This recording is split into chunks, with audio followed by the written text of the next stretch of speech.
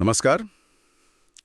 अ, आज हम एक बहुत ही बुनियादी और शायद सबसे गहरे सवाल पर बात कर रहे हैं। मैं कौन हूँ? जी। हमारे पास एक स्रोत है, भगवत रहस्य, स्वयं को जानना, और इसमें चतुश्लोकी भागवत और विवेक चूड़ामणि जैसे ग्रंथ हैं जो इस सवाल को समझने में हमारी मदद करते हैं। तो चलिए शुरू करते हैं ये खोज। बिल्कुल। और स्रोत की शुरुआत होती है भगवान कृष्ण के उस उपदेश से जो उन्होंने ब्रह्मा जी को दिया था। हाँ, चतुश्लोकी भागवत। जी। चतुश्लोकी भागवत यानी भागवत का सार, बस 4 श्लोकों में। इसमें उस परम गुह्य ज्ञान की बात है जो मैं के असली स्वरूप को, उसके भाव, गुण, कर्म, इन सब को उजागर करता है। और सबसे पहली अहम बात जो निकल कर आती है वो ये कि ये जो मैं है ये उन सब चीजों से अलग है जिन्हें हम मेरा कहते हैं। हाँ, ये मैं और मेरा का फर्क। बिल्कुल। जैसे मेरा शरीर, बिल्कुल। मेरे विचार, मेरी चीजें। ये सब मेरी हैं। इनको जानने वाला या मेरा कहने वाला जो मैं है वो इनसे अलग है। सुनने में तो ये सरल लगता है, पर शायद यही सबसे बड़ी पहेली है। स्रोत में भी कहा है, मैं जैसा हूं वैसा ही हूं। जी। कोई उसे शरीर समझ लेता है, कोई मन, कोई कुछ और, पर वो मैं तो एक ही है।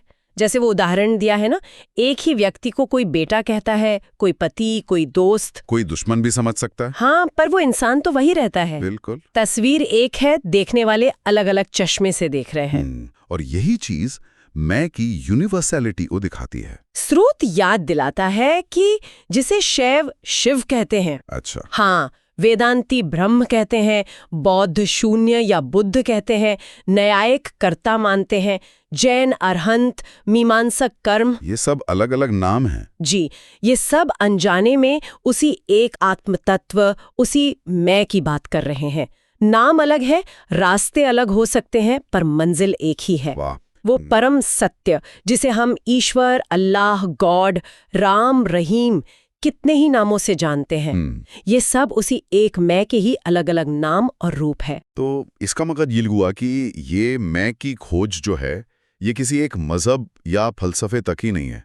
ये तो एक यूनिवर्सल ह्यूमन क्वेस्ट है। सही कहा, बिल्कुल। अच्छा, अब विवेक चूड़ामणि की बात करते हैं। आदि शंकराचार्य का ग्रंथ है, सत्य और असत्य के भेद पर जोर देता है। वो इस मैं यानी आत्मा के बारे में क्या खास बताता है? हाँ, देखिए, विवेक चूड़ामणि बहुत स्पष्ट रूप से कहता है कि आत्मा प्रकृति और विकृति यानी कॉज एंड इफेक्ट, कारण और कार्य, दोनों से परे है। परे है मतलब न वो किसी से पैदा हुई है, न उससे कुछ पैदा होता है।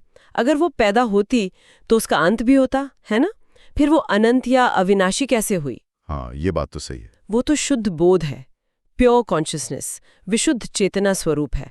और वो जागृत, स्वप्न और सुषुप्ति यानी waking, dream and deep sleep, तीनों अवस्थाओं की साक्षी है। साक्षी, विटनेस। जी। वो बस देखती है, अनुभव करती है, लेकिन खुद बदलती नहीं, उस पर कोई असर नहीं होता। ये साक्षी भाव वाली बात काफी गहरी है। स्रोत में वो बेहोशी वाला उदाहरण भी है, ऑपरेशन वाला। हाँ, बिल्कुल, कि दवा मन को बेहोश करती है। शरीर तो खैर जड़ ही है, पर वो जो मैं है यानी आत्मा, वो उस बेहोशी का भी साक्षी बना लेता है। अच्छा। वो होश और बेहोशी इन दोनों से परे है। वो चेतना के होने या न होने से भी परे है। लेकिन रोजमर्रा की जिंदगी में ये कैसे समझें? मतलब मन और ये मैं, ये इतने मिले जुले लगते हैं। इस साक्षी भाव को कैसे महसूस करें? हाँ, ये अभ्यास का विषय है। धीरे धीरे ये समझना कि ये विचार, ये भावनाएं, ये तो बादलों की तरह हैं, आ रहे हैं, जा रहे हैं, लेकिन आप वो आसमान है जिसमें ये सब हो रहा है, स्थिर, अपरिवर्तित। स्रोत एक और इशारा देता है भाषा के जरिए, व्याकरण में। हाँ, वो व्याकरण वाली बात, वो बड़ी दिलचस्प है। जी।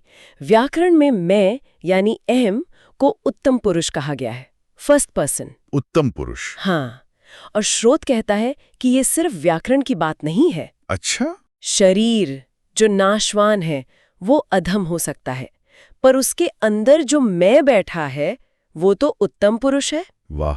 और इस उत्तम पुरुष को जानना, इस आत्म तत्व का विचार करना, यही पुरुषोत्तम बनना है, यानी उस परम अवस्था को पाना। ये तो भाषा के जरिए गहरा आध्यात्मिक सत्य बता दिया। कमाल है। जी। तो अगर हम सार निकालें इन सभी स्रोतों से जो हमने बात की, तो बात ये निकलती है कि मैं ये शरीर नहीं हूँ, नहीं। ये मन नहीं हूँ, ये विचार नहीं हूँ, बल्कि इन सब के पीछे की वो स्थिर साक्षी चेतना हूँ जो हमेशा है। अनुभव रूप, अविनाशी और सार्वभौमिक, यूनिवर्सल। बिल्कुल। बिल्कुल सही कहा। और इसी समझ के साथ जाते जाते एक विचार छोड़ जाते हैं सबके लिए। हाँ हाँ। अगर ये मैं हर अनुभव का, हर अवस्था का, यहाँ तक कि बेहोशी और गहरी नींद का भी साक्षी है, तो क्या हम अपनी रोजमर्रा की भागदौड़ में अपने सुख दुख, अपने विचारों, अपनी भावनाओं के इस उतार चढ़ाव के बीच उस साक्षी मैं के प्रति लगातार जागरूक रह सकते हैं? सोचने वाली बात है। इस पर मनन कीजिएगा।